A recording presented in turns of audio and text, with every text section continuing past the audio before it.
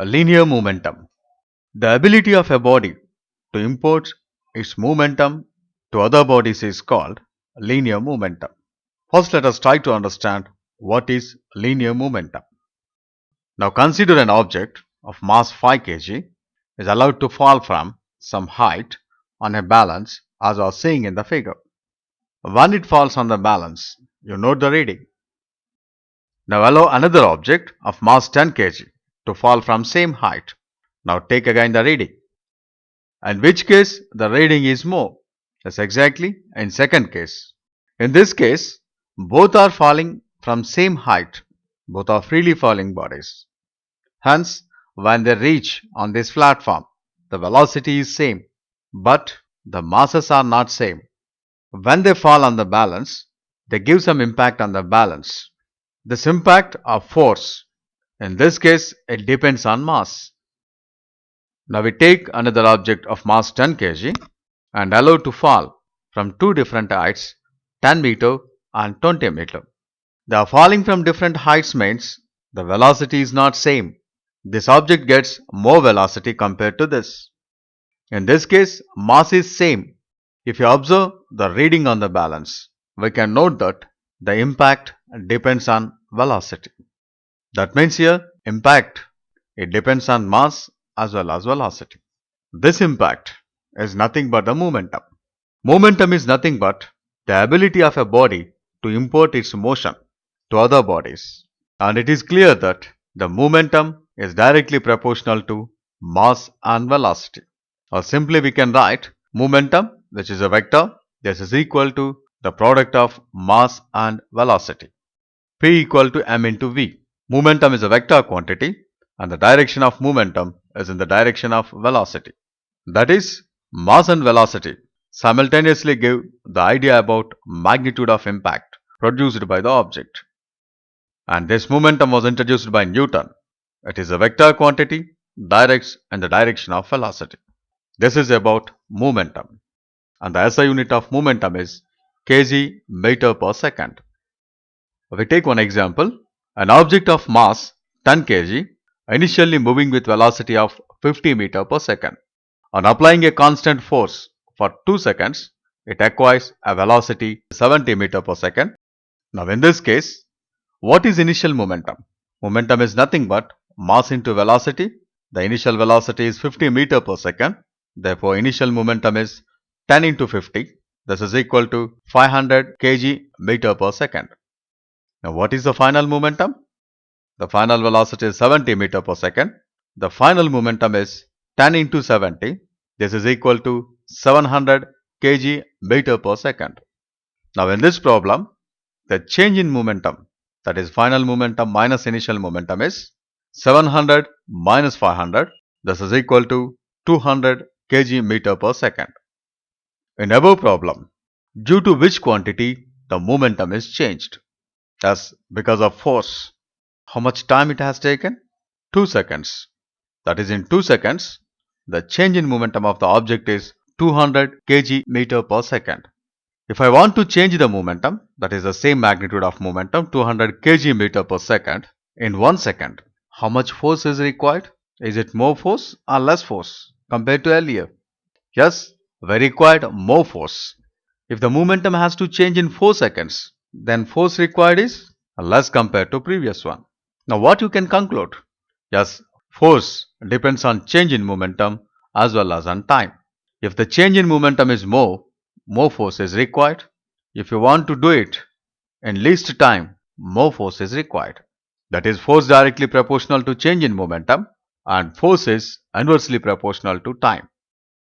Now we take another example. An object of mass 10 kg moving with velocity 50 meter per second. To stop this, we should apply force opposite to the motion. Let a force F1 is applied for this action. If velocity is 100 meters per second, in this case, to stop, how much force you require? As you require more force compared to F1. In this case, initially the body is moving. It is having some momentum. When it comes to rest, the momentum becomes zero. The change in momentum is nothing but initial momentum in both the cases. And here we are observing that the force required is directly proportional to change in momentum. In this case, the initial momentum in first case is 500 kg meter per second. In second case, it is 1000 kg meter per second. As P1 is less compared to P2, the force required to stop first body is less compared to force required to stop second body. And we consider another example. When a bike can be controlled easily at a speed 80 km per hour or at 20 km per hour. Yes, when it is moving at a speed 20 km per hour, we can control it easily. What is the reason? In both the cases, mass is same, but velocity is not same. In first case, the momentum is more. In second case, the momentum is less. Momentum is more means to stop the bike, we have to apply more force. In second case, the momentum is less. To stop the bike, we have to apply less force. From all these examples, we can conclude that force on an object depends on its momentum and how fast it changes. That means force applied on a body, it depends on change in momentum and time. Already we discussed force is directly proportional to change in momentum and indirectly proportional to time. And this is nothing but Newton's second law.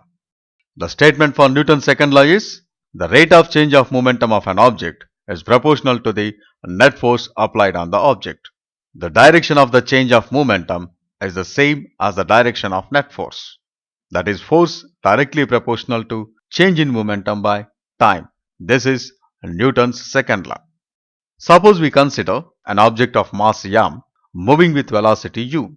Initially I am taking the time t1.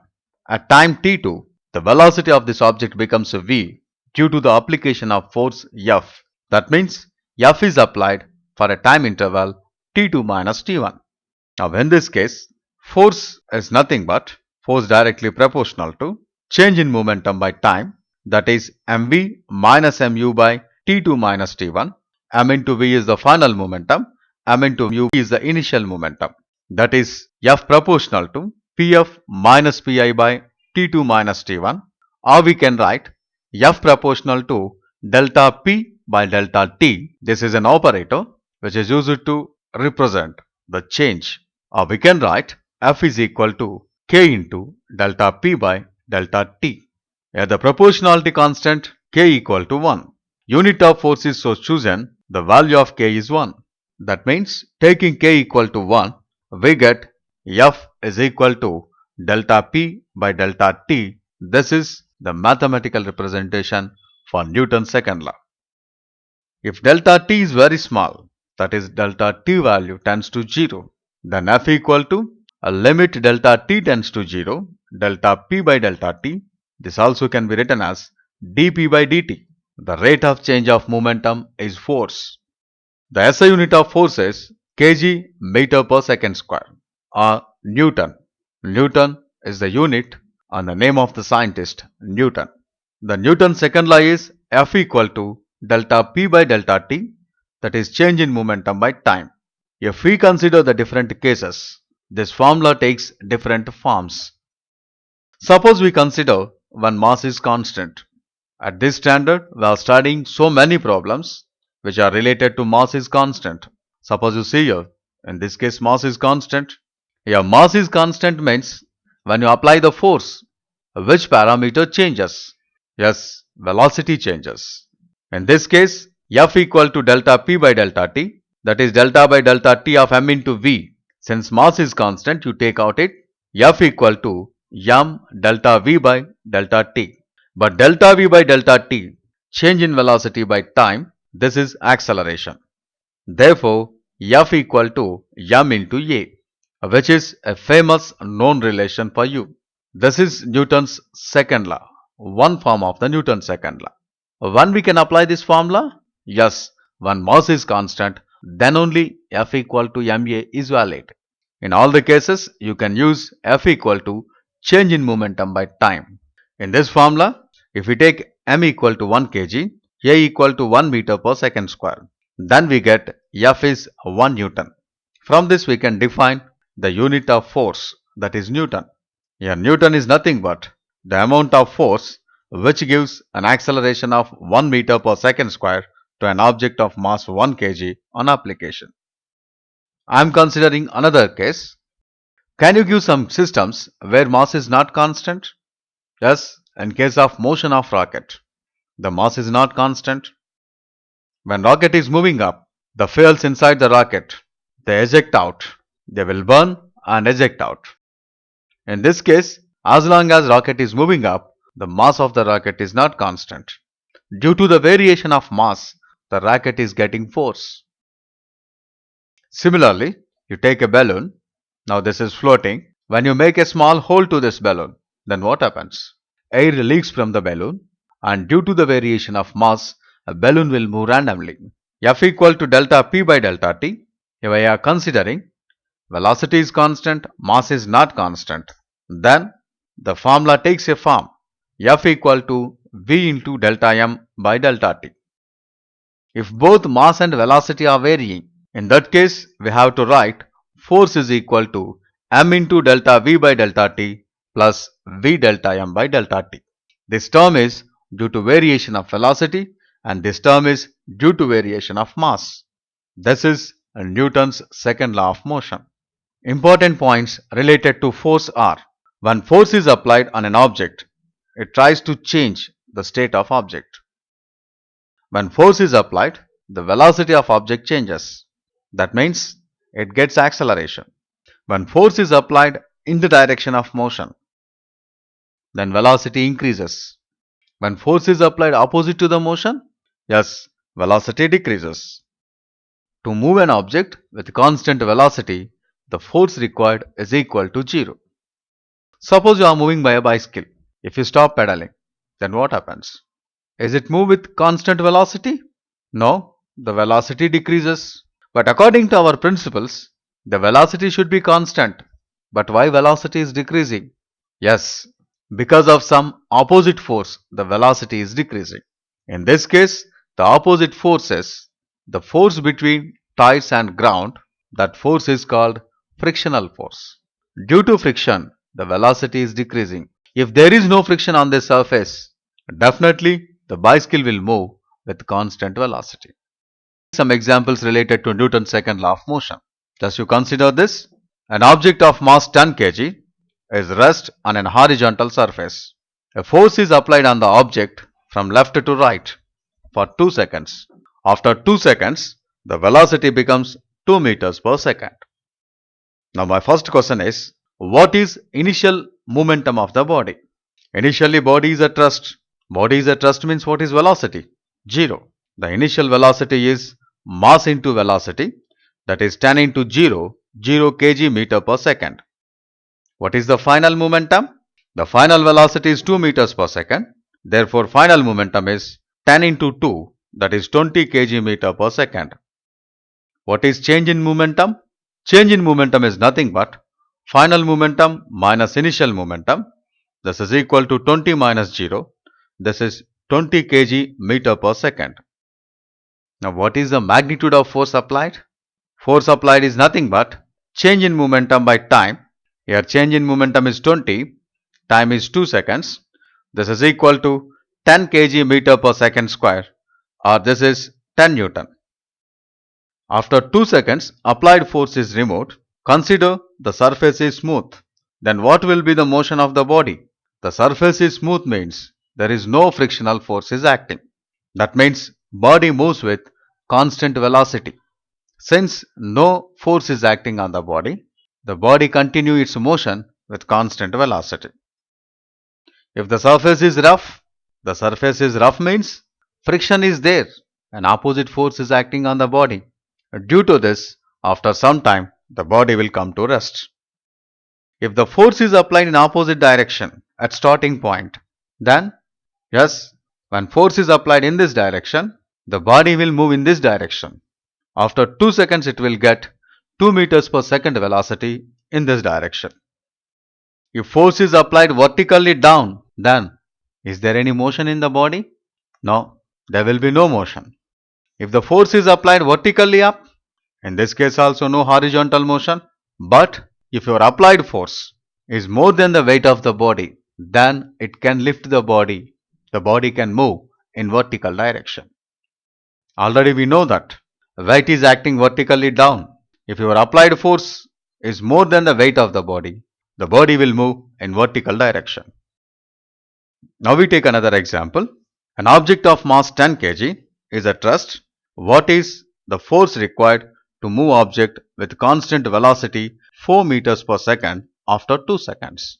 What is given in our problem is, after 2 seconds, the object has to move with constant velocity 4 meters per second.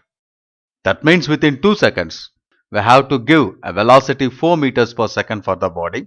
To change the velocity from 0 to 4 meters per second, a force is required. When it gets a velocity 4 meters per second, to move the body with constant velocity, no force is required if the surface is smooth. Therefore, the force required is change in momentum by time, 10 into 4 minus 0. 10 into 4 is the final momentum, 0 is the initial momentum, by 2. This is equal to 20 Newton. If the 20 Newton force is applied for 2 seconds, the body gets a velocity 4 meters per second. After getting the velocity 4 meters per second, the force should be removed. After this, no force is required to move the body with constant velocity 4 meters per second. If still the force is applied after 2 seconds, then what happens? As its velocity will increase, it cannot move with constant velocity. Now we take another problem. A conveyor belt is moving with velocity 2 meters per second. Sand is allowed to fall on this belt continuously at a rate of 1 kg per second. Then what is the force required to move the belt with constant velocity 2 meters per second? In previous problem we discussed that no force is required to move the body with constant velocity. Can we apply the same here? No, we can't apply. Why? Because we have to move the conveyor belt with constant velocity, but the mass that falling on the belt is not constant. The sand is falling on this belt continuously at a rate of 1 kg per second. That means mass is varying. When mass is falling on the belt, automatically the velocity will be decreased because of this excess mass. To carry it, again we have to apply an external force. In this case, the force required is nothing but V into delta m by delta t. That is velocity into the rate of change of mass. And in this problem it is given the velocity is 2 meters per second. The rate of change of mass is 1 kg per second. Therefore, force is V into delta m by delta t. This is equal to 2 into 1, 2 kg meter per second square, or this is 2 Newton. We take another problem. A ball of mass 0.5 kg moving linearly with velocity 5 meters per second initially hits a vertical wall and rebounds with same velocity, and the contact time is 0.1 second. Now in this problem, what is the initial momentum? Mass is 0.5 kg and it is moving with velocity 5 meters per second.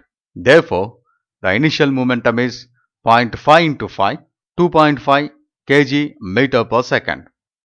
Now what is final momentum? Final mass 0.5 kg only, there is no change in mass. Then what about velocity? It is 5 meters per second but opposite in direction. We are considering the initial motion of the ball is in this direction, hence we have to consider this is positive, and in this direction we have to take negative. The final velocity is minus 5 meters per second. Therefore, the final momentum is 0.5 into minus 5, and this is equal to minus 2.5 kg meter per second. Now what is the change in momentum? Change in momentum is nothing but final momentum minus initial momentum. This is minus 2.5, this is the final momentum, minus 2.5 minus 5 kg meter per second. The change in momentum is in this direction.